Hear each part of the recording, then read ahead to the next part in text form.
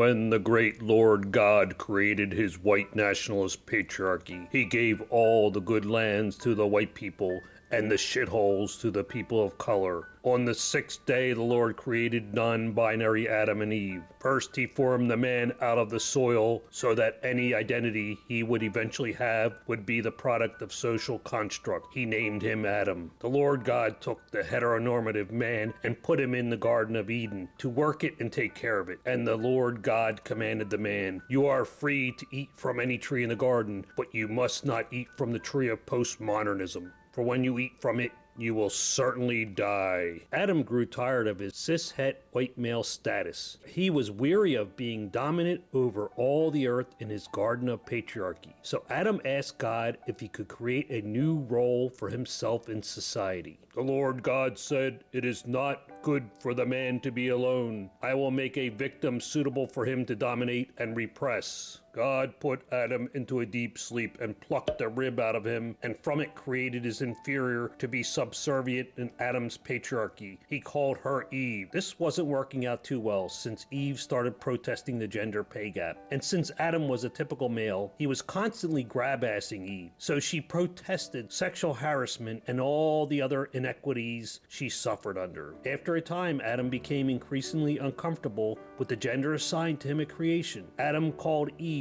and told her he had an announcement. Adam said, "From this day forth I shall be known as Annette, and my preferred pronouns are zer, zim, and they." Adam started wearing a dress and put on bright lipstick. Eve was confused and said, "Annette, I don't know how to handle this since I actually prefer women, but you still are biologically a male." This incensed Annette, and Zer put Zim fist into the air and screamed, "Eve, you are literally Hitler. By denying my non-biological gender, you are causing violence, and I will not tolerate it. As a trans person, you are subjecting me to ridicule and doubts about my very existence." To which Eve replied, "I am a lesbian, so how do I have sex with someone with a penis? Wouldn't that be heterosexual intercourse?" Annette, not having any of this gender violence inflicted upon Zim, retorted, "I am a woman with a woman's penis, and since I am a woman attracted to other women, I consider myself a lesbian. The generally accepted meaning of the word lesbian is a woman who is exclusively attracted to other women for romantic and sexual purposes. But if that were all anyone ever actually meant when they said lesbian, nobody would be confused as to why I called myself one. As far as they know, I'm a woman." On the other hand, since terms like gay or lesbian seem to imply attraction to the same sex gender, those terms are actually transphobic. Eve was stunned by this. She thought, is Annette a trans person or a woman? Annette has made a case for both. Plus, how can I fight the patriarchy if all the men in the world are women? I will have to come up with some critical theory to deconstruct this new power structure. Eve further mused, what if Annette can be simply identified as a trans woman rather than a biological woman? But there were larger problems to contend with. At this point, Eve discovered she was pregnant with Annette's child. Eve figured that if Adam can become Annette and be a lesbian woman, Eve could decide to become a man, you know, to close the wage gap. She called herself Evan. So, now we have this Garden of Eden with a happy couple. Annette is married to Evan, who is expecting to deliver their baby in a few months. This became the new normal in the Garden of Safe Space. Women can get men pregnant and live happily with their children, who will be encouraged to live a blissful, non-binary lifestyle where their gender wrongly assigned at birth can be changed on a whim. This merry band of sexually ambiguous people lived in perfect harmony in their postmodern paradise of equality of outcome, where everyone is ranked not by unfair metrics such as how much they contribute to society or even the inherently misogynist and racist concept of merit, but by a constantly changing hierarchy of identities. Obviously, with the most marginalized and repressed being at the top and in positions of power, and those born to privilege or those putting the most effort into building and maintaining their community are rightly at the very bottom with no rights, as it should be in the socialist utopia. Their days were filled with harmonious virtue signaling and protesting for no reason whatsoever. Nobody was allowed to criticize any aspect of the reigning ideology, as that was considered hate speech and not permitted in utopia, and they lived happily ever after.